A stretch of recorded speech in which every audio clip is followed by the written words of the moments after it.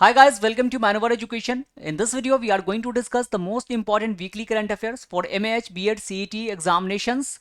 So we have included the most important question from this week, and along with the current affair question, we have included the static portion related to that question. So it will be very helpful for your examination. So without further delay, let's start this session.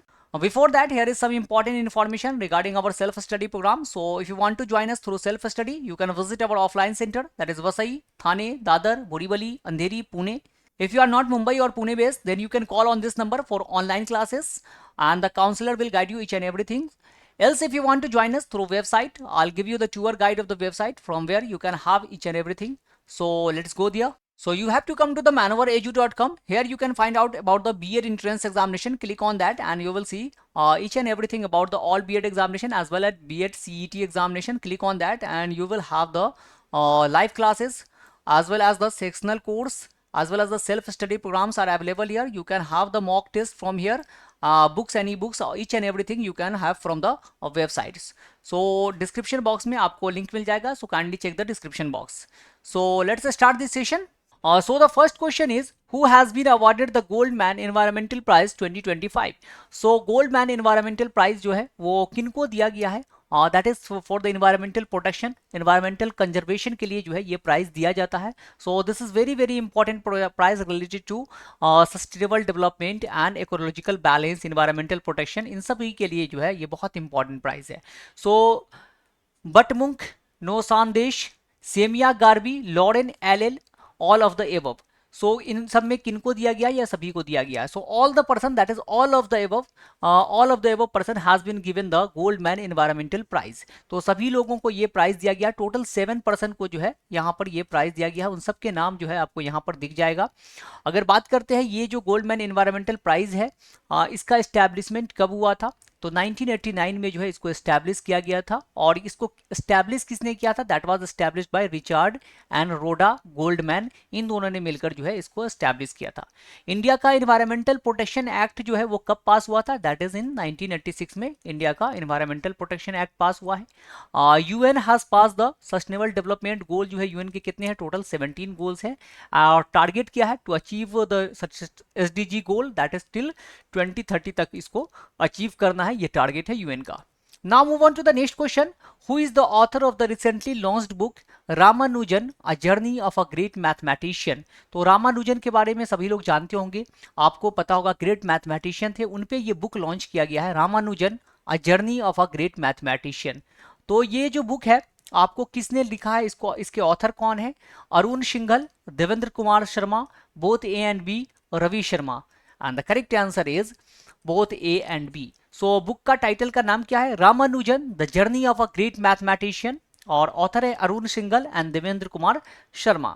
और ये जो है इस book में आपको topic क्या मिलेगा, किससे रिलेटेड है? तो जाहिर सी बात है रामानुजन के बारे में जो है यहाँ पर लिखा गया. This book is based on the extraordinary life of Srinivasa Ramanujan and his mathematical journey. जो है उनसे रिलेटेड आपको ये सारी चीजें यहाँ पर मिलेगा. He was a great Indian mathematician.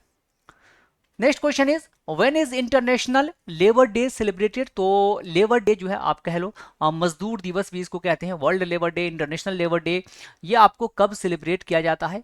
1 मई, 2 मई, 3 मई, 4 मई. And the correct answer is 1 मई.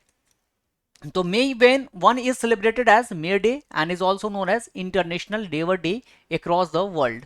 और इसको किस लिए सेलिब्रेट किया जाता है? कि वर्कर्स के जो राइट्स हैं, वर्कर के वेजेस हैं, मिनिमम वेजेस हैं, उन सबको जो है डिस्क्राइब किया जाए, उनको प्रोटेक्ट किया जाए, उनके राइट्स को. The day is celebrated as an occasion to remember the contribution of labourers and working class. उनके लिए जो है ये डे सेलिब्रेट किया जाता है, उनको डेडिकेटेड होता है ये दिन. Next question is, where is the world audio visual and entertainment summit WAVES being held? तो ये जो है आपको ऑडियो विजुअल इंटरटेनमेंट समिट है, वेब्स जिसका नाम था, इसको कहाँ ऑर्गेनाइज किया गया? इंपॉर्टेंट समिट है मीडिया के फील्ड में. यहाँ पर बहुत सारे जो है आपको एक्टर, फिल्म इंडस्ट्री से, मीडिया से सभी लोग मिल जाएंगे. इंटरप्रेन्योर वगैरह जो है यहाँ पे देखने को मिला था. तो new Delhi, Mumbai, Bangalore, Chennai. And the correct answer is Mumbai. So the World Audiovisual and Entertainment Summit is being held at the Geo World Convention Center in Mumbai. तो कहाँ पे हुआ था? तो जियो वर्ल्ड कन्वेंशन सेंटर में आपको ये ऑर्गेनाइज किया गया है.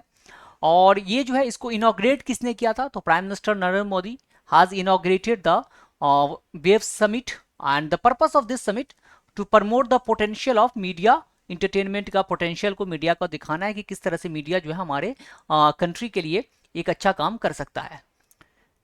Next question is, the central government will conduct a caste census for the first time after independence.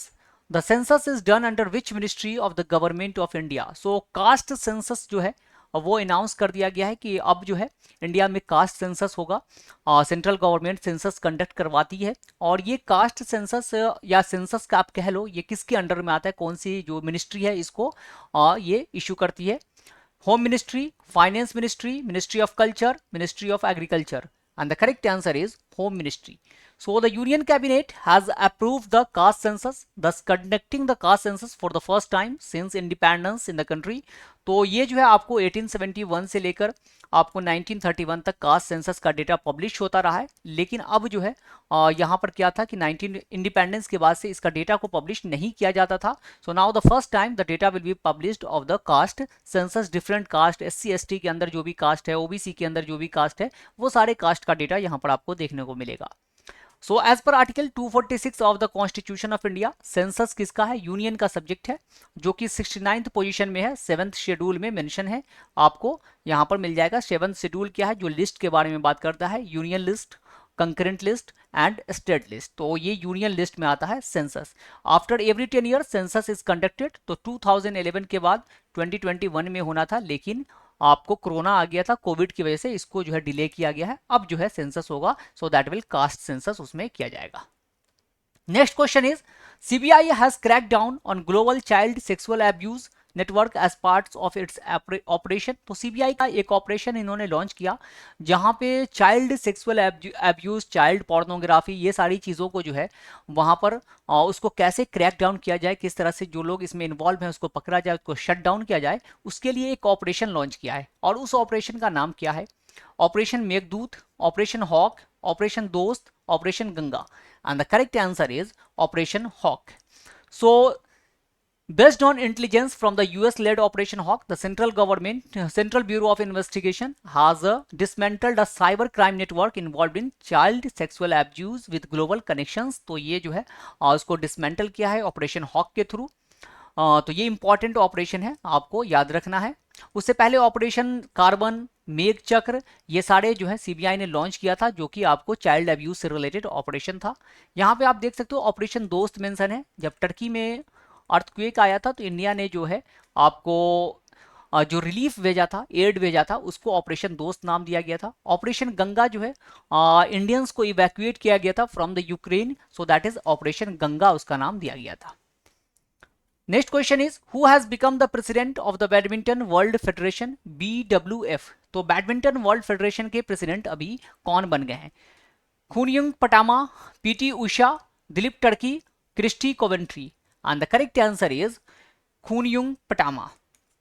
So Khunjung Patama Liswatrakul has become the president of the World Badminton Federation. तो इसकी जो है BWF के अभी ये आपको president बन चुकी हैं। इसका हेड क्वार्टर कहाँ है? BWF वर्ल्ड बैडमिंटन फेडरेशन का जो है हेड क्वार्टर आपको कहाँ मिलेगा? सो that is in Kuala Lumpur, Malaysia में मिलेगा। और ये स्टैब्लिश क्या हुआ था? दैट वाज एस्टैब्लिश्ड इन 1934 में जो है इसको एस्टैब्लिश कर दिया गया था। और अब इसके प्रेसिडेंट जो है खुनयुंग पटामा जो है वो बन गई है।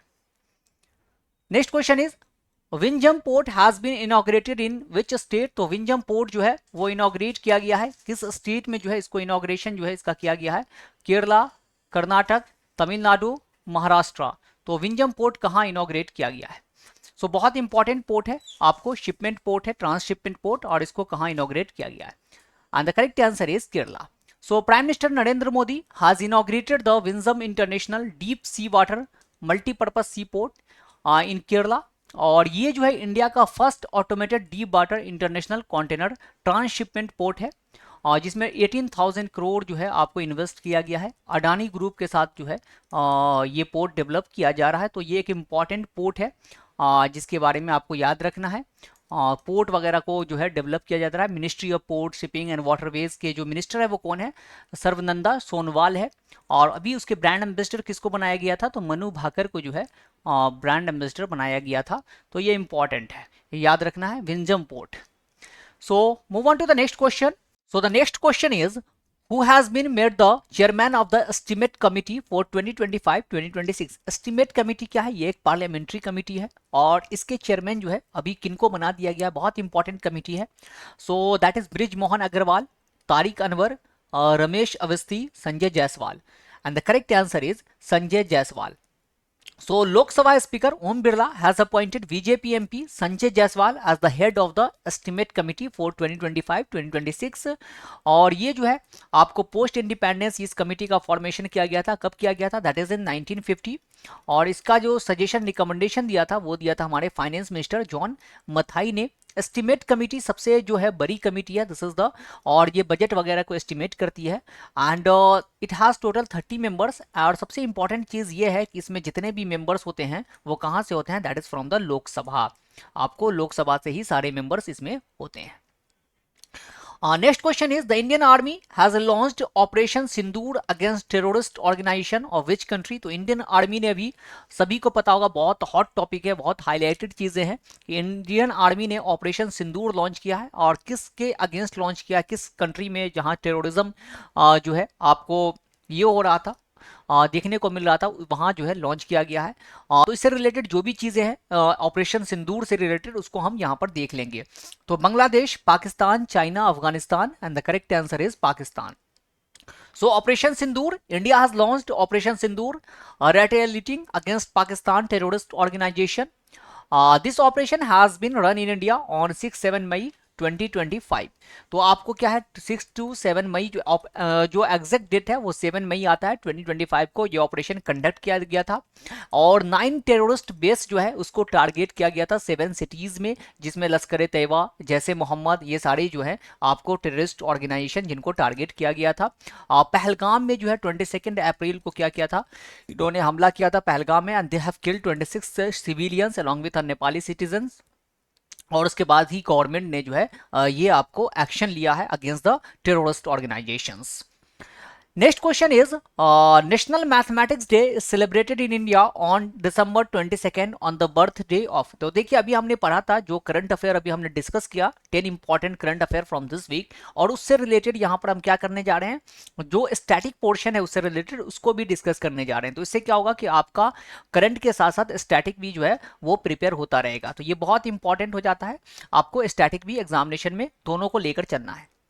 सो कब मनाया जाता है, हरीश चंद्रा किनके इस पे बर्थडे पे, Srinivasa Ramanujan, Shakuntala Devi, PC Mahalanobis. And the correct answer is Srinivasa Ramanujan.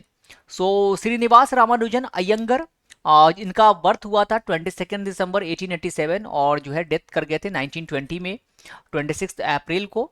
And often regarded as the greatest mathematician of all time जो है इनको कहा जाता है, रामानुजन को, और इन्हीं के बर्थडे पर 22 दिसंबर को हम नेशनल मैथमेटिक्स डे सेलिब्रेट करते हैं।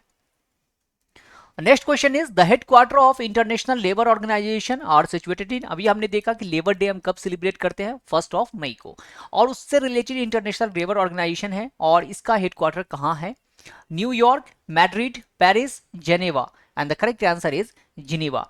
So it is a specialized agency of the United Nations dedicated to improving labor condition and living standard through the world। और ये establish किया गया था 1919 में through Treaty of Versailles after the First World War। Treaty of Paris, treaty of Versailles साथ में हुआ था और इसका एस्टेब्लिशमेंट हुआ था। लीग ऑफ नेशन का भी एस्टेब्लिशमेंट इसी टाइम में हुआ था। इसके जो करंट डायरेक्टर जनरल है वो कौन है, Gilbert Houngbo is the correct director general है। इंडिया इसका जो है फाउंडिंग मेंबर है आपको ILO का, International Labour Organisation. Next question is, according to the census of 2011 which of the following state has the highest density of population per kilometre square. तो ये density of population क्या है कि 1 kilometre square में जो है आपको टोटल एक जगह पे कितने पॉपुलेशन, कितने लोग रहते हैं उसको कहते हैं डेंसिटी ऑफ द पॉपुलेशन। तो सबसे ज्यादा इंडिया में किस स्टेट में हाईएस्ट डेंसिटी है, Bihar, Goa, Gujarat, Maharashtra. And the correct answer is Bihar. So among the northern state Bihar has the highest density, that is 1106 जो है आपको बिहार का डेंसिटी मिल जाएगा। पॉपुलेशन का इंडिया का कितना है, तो इंडिया का 382 स्क्वायर किलोमीटर इंडिया का पॉपुलेशन डेंसिटी है। और this was the 15th census, जो है आपको था 15th सेंसस था। और इसके जो गाइडेंस किसके गाइडेंस में हुआ था, सी चंद्रामौली जो है इसके गाइडर थे, गाइडेंस किया था इन्होंने इस सेंसस में। अगर बात करते हैं सेंसस की, तो सबसे पहले कब सेंसस शुरू हुआ था, that is in 1872 under the tenure of Lord Mayo. उसके बाद सिस्टमेटिक वे में जो सेंसस स्टार्ट हुआ दैट इज इन 1881 में under the tenure of Lord Ripon, जो है उनके टेन्योर में ये सिस्टमेटिक सेंसस शुरू हो गया। उसके बाद हर 10 साल पे आपको ये सेंसस कंडक्ट किया जाता है। Next question is Uber cup and Thomas cup are associated with, तो उबर कप और थॉमस कप जो है किस गेम से एसोसिएटेड है, chess, cricket, badminton, table tennis, and the correct answer is badminton. So Thomas cup is associated with badminton, Uber cup भी उसी से है। और ये थॉमस कप और उबर कप को क्या कहा जाता है, that is regarded as the world cup of badminton. This is related to men से रिलेटेड है और ये वीमेन से रिलेटेड है, हर 2 साल पे कंडक्ट किया जाता है। इस बार जो है 2024 में किसने जीता है, तो चाइना जो है, दोनों कैटेगरी में चाइना विनर रहा है।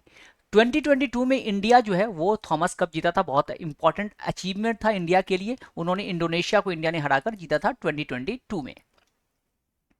Next question is Vasco da Gama came to India and landed at, तो हमें पता है कि Vasco da Gama came to India in 1498 and through sea route. और उसके बाद उन्होंने कहाँ जो है लैंड किया था, Kozhikode, Gujarat, Patna, Cochin, and the correct answer is Kozhikode. Kozhikode जो है जिसको कालीकट भी जाना जाता है, सो ही लैंडेड ऑन कोझिकोड और कालीकट।